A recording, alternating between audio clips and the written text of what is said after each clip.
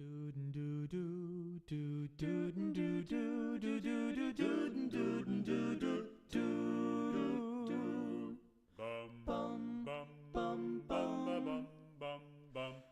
I get older, losing my hair, many years from now, will you still be sending me a Valentine birthday greetings?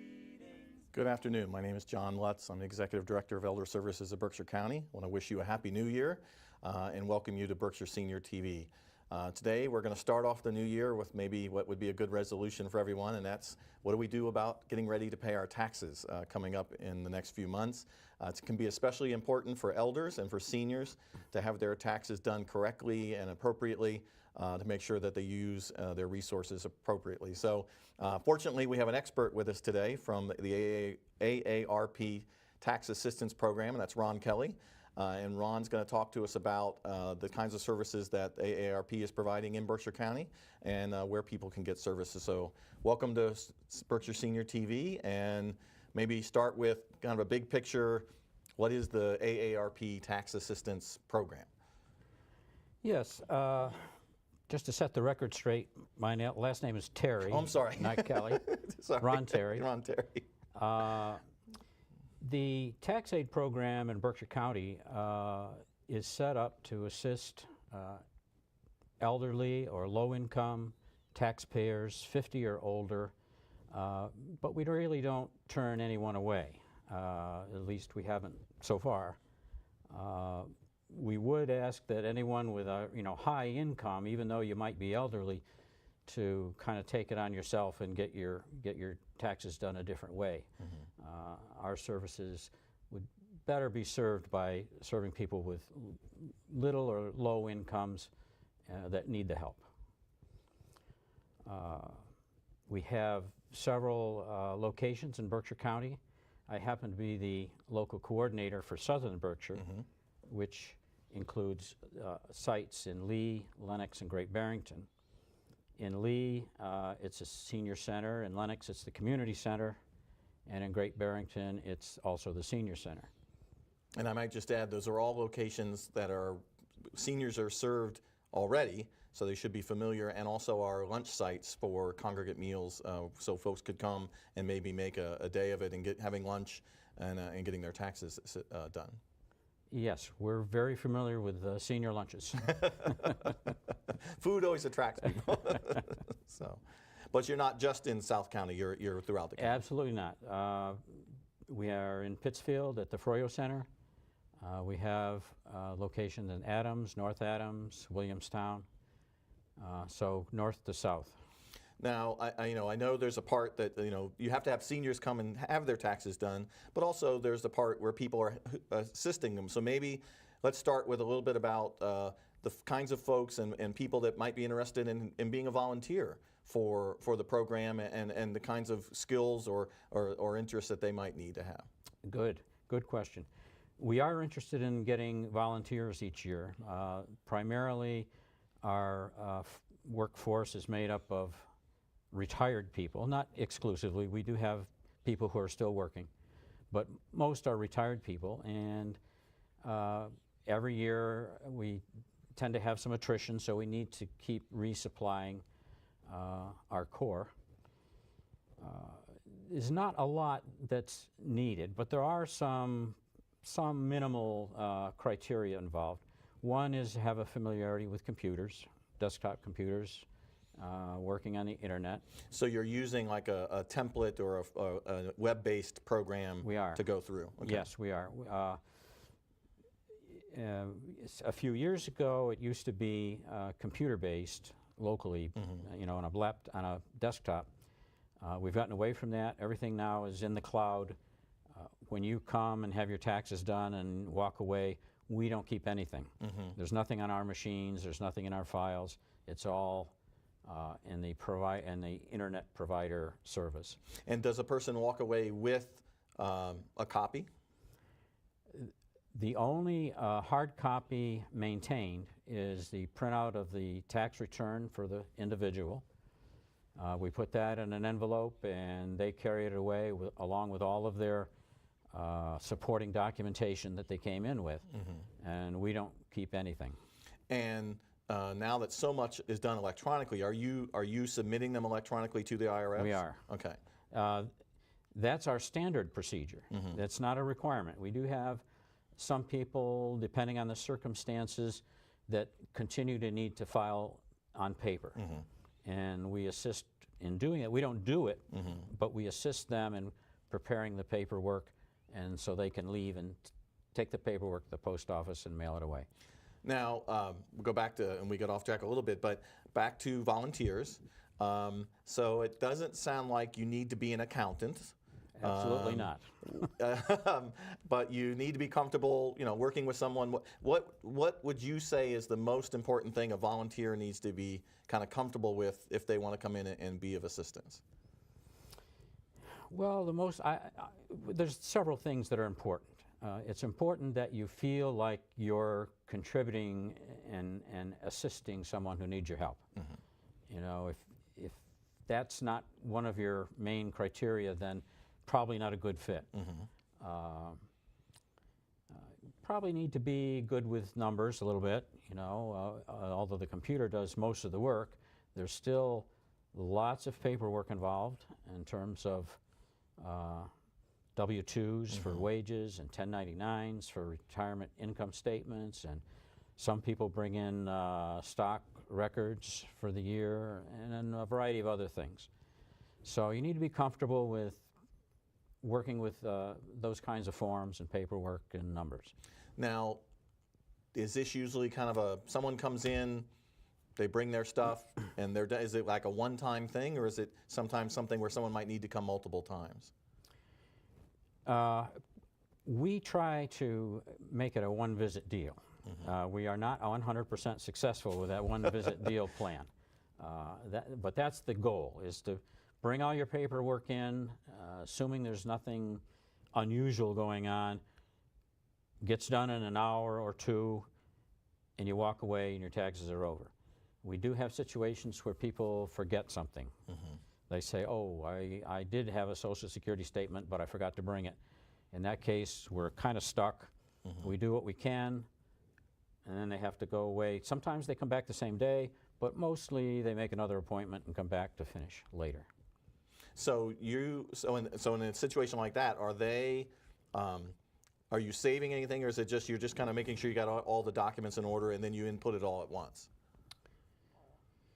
Well, those situations vary also, but the more typical thing is that we do what we can at the time, so we keep the record available. Now, again, nothing's on site, it's all in the cloud somewhere. But when they come back in the second time, we don't have to redo things. We just pick up where we left off. And then fill in with what was needed. Right. What types of things, and I don't want to use the word mistakes, but what advice would you give someone who's going to get, they're going to call, they're going to make an appointment to come in? What are those 3 or 4, the things that people always forget, or the most common errors that they should try to avoid before they ever come into the office? That's a good question, and that's something I wanted to, I brought a little bit of supporting information for myself here. As you know, identity theft has been big in the news, and it's a big deal across the country. And seniors are particularly vulnerable. Seniors are vulnerable to that. So one of the big deals with us is to make sure that we aren't facilitating some type of identity theft. And in order to do that or to work with that, we need to have people bring in a photo ID. So if you don't have a photo ID, we kind of have a problem. Now the photo ID can be a license, it can be a passport, some kind of official photo ID document. And they also need verification of their Social Security number. Everybody gets a Social Security card, but not everybody remembers where it is. So by verification, what does that mean exactly? Well, for example, if you come in and you have your driver's license or your passport or some valid form of photo ID, now we know that's you. Okay. And if you also have, for example, last year's Social Security statement, that would work. Okay. Now, we've heard... So I might walk in and say, this is my Social Security number, but you just like a little, give us something to make sure this is really, you didn't just get this from someplace, you didn't, okay. Right.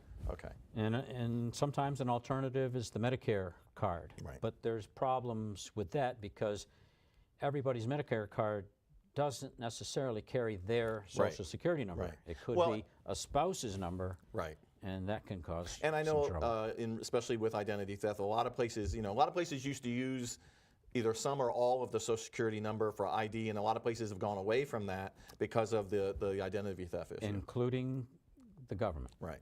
So we've heard that new Social Security statements are not going to carry the full Social Security number. So there, again, presents a little bit of a problem in terms of verifying the number. So that you're not inadvertently helping someone commit Correct. identity fraud or whatever. So if you did taxes last year, your taxes have your Social Security number on them, so that's a good source Okay. for validation as well. Is that a good source document as well, just to assume you need to Absolutely. bring your last year's Yes. just as a starting point? Yes. Okay. What kinds of things trip up people? Maybe simple things that they could remember that they might forget. That, oh yeah, that's part of doing your taxes. Yeah. Especially as a senior. Are there particular things about doing your taxes as a senior versus doing them, in your 30s or 40s?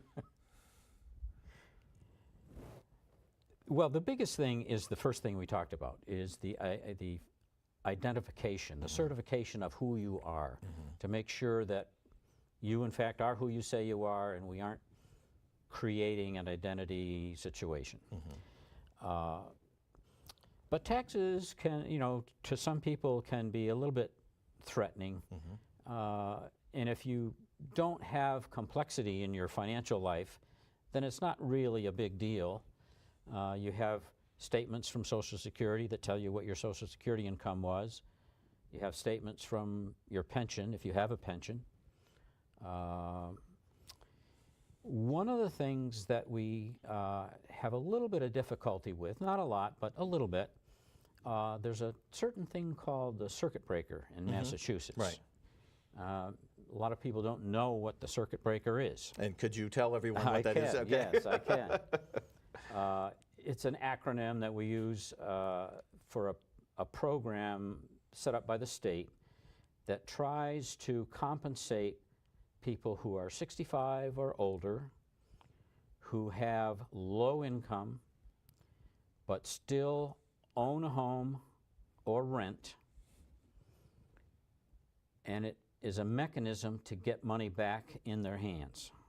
Now, I can't explain all the details of the legal aspects of that, of how that works, but it has to do with the public financing of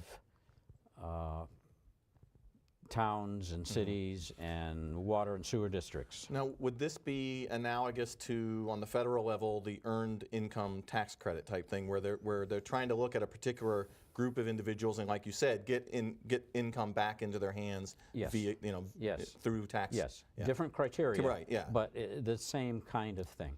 So, for example, I've come across several people who are over 65. They have a little bit of Social Security income. They have a little bit of pension, maybe their deceased spouse's pension, and they've had counseling from a neighbor, a friend, or a relative that says, well, you don't make enough money to pay taxes, don't even bother to pay taxes. And legally speaking, that's correct. They may not be required to pay taxes. However, if they do pay taxes, fill out the forms, go through the process, it changes each year, but last year they could have gotten, as a maximum, over $1,000 back, even though they weren't required to pay any taxes. So just because you don't have to pay taxes doesn't mean you shouldn't file your taxes. Exactly, right. Because you could be eligible for credits or things coming back the other way. Right. And But the circuit breaker is just a Massachusetts thing. It's a Massachusetts thing. That's correct. It's a state thing, not a federal. It's a state thing. Okay. And it also does not apply if you're living in subsidized housing. You're not eligible either. It has to be private housing, your own or rented from a private individual, and then you're potentially eligible. Now, certainly one of the issues that you must run into would be an individual comes in who you have concerns about their cognitive capabilities. And what happens in that instance? Well, that is a special case, but there's a more broad case. We have lots of direction and counseling that says if we don't feel comfortable with what we're doing, the case that you presented, or someone presents us with paperwork that just doesn't seem to feel right, we can turn them away. Now, in the special case that you described, most of the time, a person in that situation comes in with a relative, a daughter, a son, close friend, who can facilitate the conversation. And as long as all of these documentation requirements are met, we can still proceed. But if they're alone, then that falls in that category of, hey, do we really feel comfortable proceeding? Now, we can refuse, or we can say, listen, do you have a relative? Do you have a son? Do you have a daughter? Someone who can come and help. And I assume that's the same if, in fact, they did come with someone and maybe you felt like this relationship wasn't completely voluntary. If there was something that gave you the indication this was not a voluntary circumstance, then you can say, wait a minute, and let me see what else we can do. Yes. Okay. Yes. So when an elder, a senior, walks in, and we have a lot of them in Berkshire County. We certainly do. And then growing by the day. When they walk in to get their taxes done, what is the questions that they ask of you, as opposed to what you're asking of them?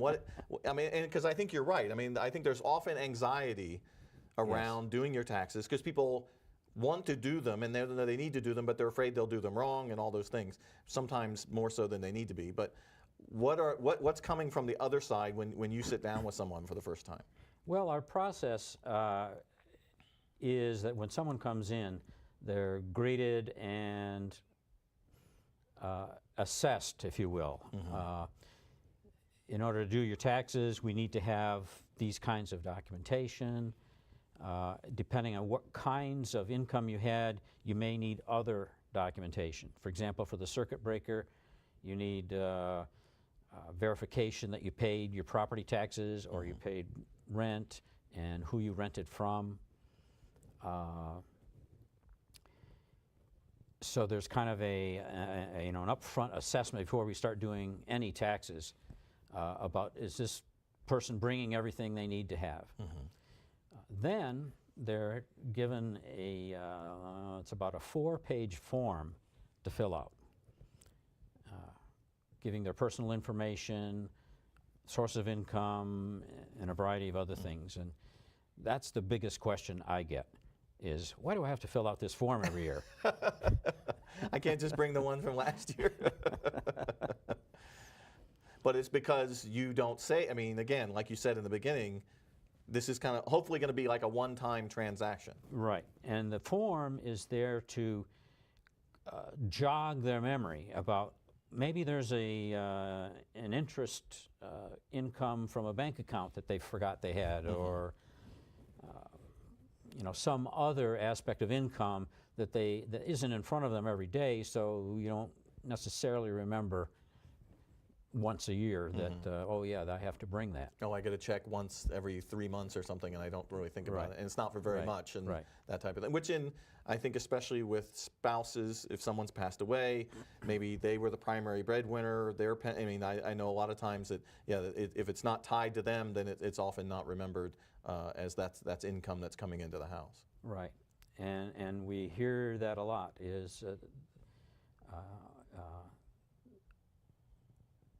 the widow is coming in to do taxes. The husband has passed away, and the statement is, oh, he took care of all that. Right. And so when we ask questions, there's a somewhat of a blank slate about, oh, I've never done that before, I don't know. Especially in that for the first time. Well, not especially in the first time, but But it isn't limited to the first time. Right. Yeah. So when you're looking at someone, how are there folk, and I'm getting mixed up at the question I'm trying to ask. When someone comes in, what if they're, kind of asking for assistance beyond? Do you make a referral? Do you try and get them going somewhere else? I mean, what if, they're coming in and they have stocks and investments and properties and all those things? How do, what happens, or how do you try and navigate that process? Well, we try to stay away from specific recommendations, like to another, paid service or a legal service or something like that. We do the same. We don't get into that. So that there's no implied endorsement or anything like that. We give them guidance about what type of help they might look for, but we don't direct them to any other agency or service or paid service. How can someone comes in and gets their taxes done this year? What can they be doing in the 11 months before that happens to make that the best experience possible? What are the little things that they can be doing? Maybe this is a great day, right at the beginning of January, preparing for 2018. What are those little things that people could be doing to make sure that next year when they go, it's an easy experience? The thing that makes the process easy for them and easy for us is if they have all of their paperwork together in one place. In one place. But not every piece of paper they've ever gotten in the mail. Right. So somewhere between those two things. The things that are pertinent to verify their income need to be together. And some people come in and they're very organized. Here's my pension information. Here's my Social Security information. Here's my bank account information, and that's great. Other people come in sometimes with an envelope. With a lot of paper stuck it's in here. And so it's not a problem, but it just takes time. Right. And, time for them and time for us to sort through and get everything arranged and make sure that we've identified everything. So the biggest thing they can do is not so much that they have to be an accountant about all their records, but as they come in, keep them together, keep them in one place, and that makes it easy for both of us. What happens, and I don't know if maybe you've had this happen, if someone's tried to do their taxes first, gotten stuck, and then do we have people come in and kind of like, oh, I tried this, and has that ever? Do you have many folks coming in kind of looking for assistance? They've bought a software package or something and gotten into the middle and then gotten stuck? I don't recall that so much. We do have a small number, but still every year a certain number of people who come in with questions. Hey, I'm doing my taxes on my own and I ran into this, or so that they can continue their process, not so much to and you're an expert.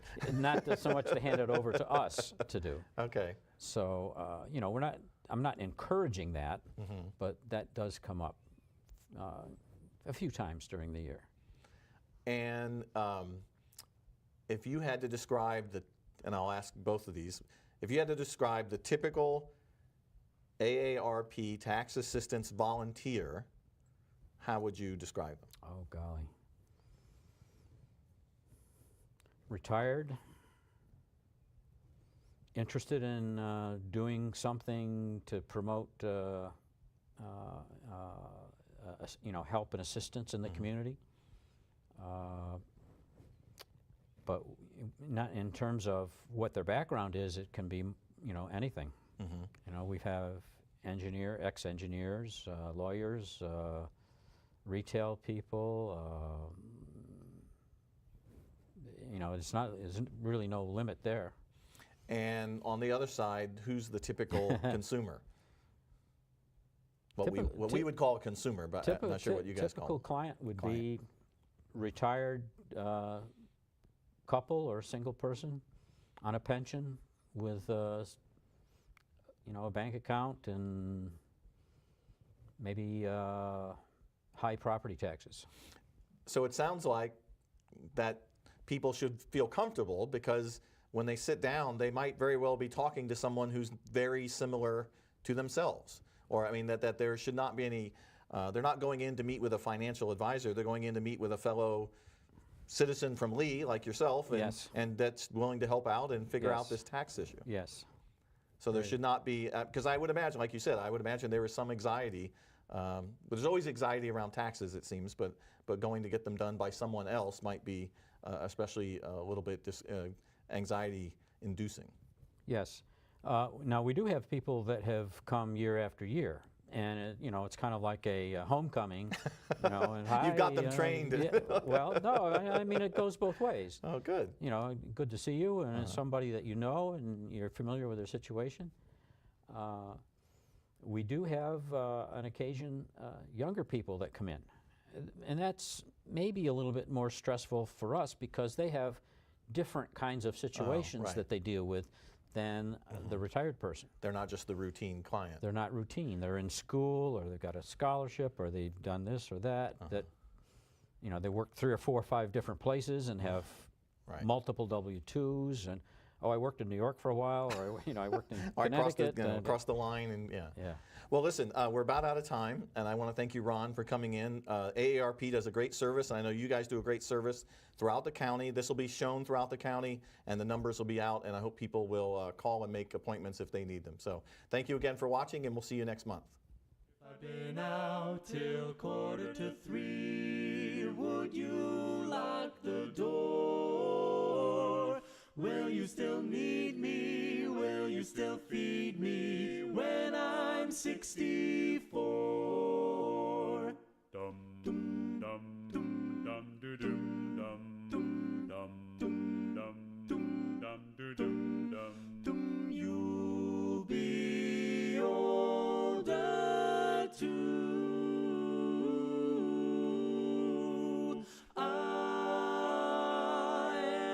And if you say